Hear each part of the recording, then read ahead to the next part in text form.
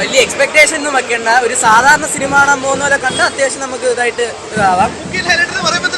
അല്ല, മമ്മൂക്കയും ലാലേട്ടും വരുമ്പോൾ തന്നെ നമുക്കൊരു എക്സ്പെക്ടേഷൻ കാണൂല. അപ്പൊ അവരുടെ രണ്ടുപേരുടെ ഒരു റിയൂണിയൻ എന്നൊരു രീതിയിൽ എനിക്ക് വലിയ തോന്നുന്നു. ഒരു നല്ല മെസ്സേജ് ഉണ്ട് ഈ സിനിമയ്ക്ക്.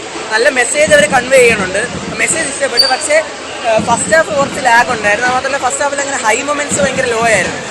സെക്കൻഡ് ഹാഫിൽ ലാലേട്ടൻ വന്നതിന് ശേഷമാണ് പടം കുറച്ചും കൂടി ഒരു ഗ്രാഫിലോട്ട് കയറണം. അപ്പോൾ ലാലേട്ടൻ വന്നിട്ട് ലാലേട്ടൻ്റെ ഒരു 2-3 ഫൈറ്റൊക്കെ ഉണ്ട്.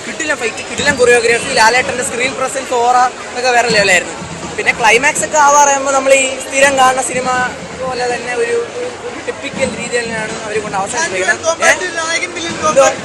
നായകൻ വില്ലൻ കോമ്പാക്ട് ഒന്നും വലിയ ഫഹദിൻ്റെ ആക്ടിങ് കിട്ടലുമായിരുന്നു. അപ്പോൾ അത് നന്നായിട്ട് അഭിനയിച്ചിട്ടുണ്ട്.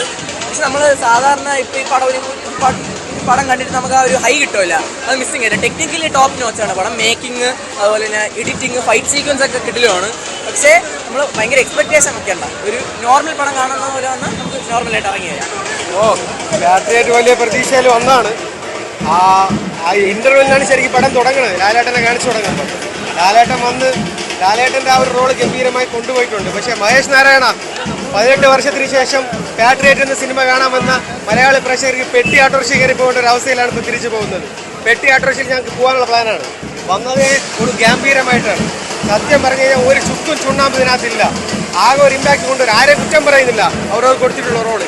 ഇത്തരത്തിൽ എന്തിനാണ് 3 മണിക്കൂർ ജനങ്ങളെ പിടിച്ച് നശിപ്പിക്കാൻ വേണ്ടി പിടിച്ചിരിക്കുന്നത്?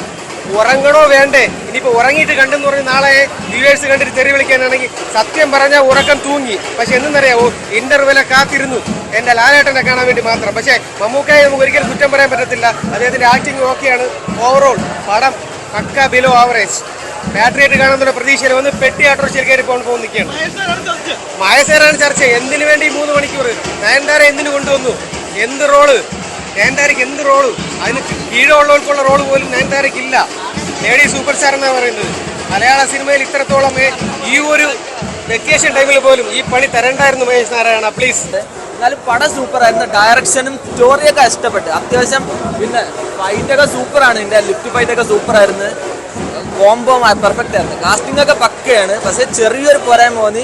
എന്തായാലും കുഴപ്പമില്ല, നല്ല പടമായിരുന്നു. കാസ്റ്റിനൊക്കെ പക്കയായിട്ട് യൂസ് ചെയ്തിട്ടുണ്ട്. എന്ന് വെച്ചാൽ ഫൈറ്റൊക്കെ പക്കയാണ്. ഇപ്പം നമുക്ക് ഓവറായിട്ട് തോന്നിയിട്ടുമില്ല. പക്ഷേ നല്ല ഫൈറ്റാണ് അവർക്ക് കൊടുത്തിരിക്കുന്നത്. അവർക്ക് പറ്റിയ ഫൈറ്റായിരുന്നു. ഇപ്പം നമുക്ക് പോരായ്മകൾ പറയാനായിട്ടില്ല. പക്ഷേ എന്തോ ഒരു ചെറിയൊരു കുറവ് വന്നിട്ടുണ്ട്. എന്നാലും പടം അടിപൊളിയായിരുന്നു.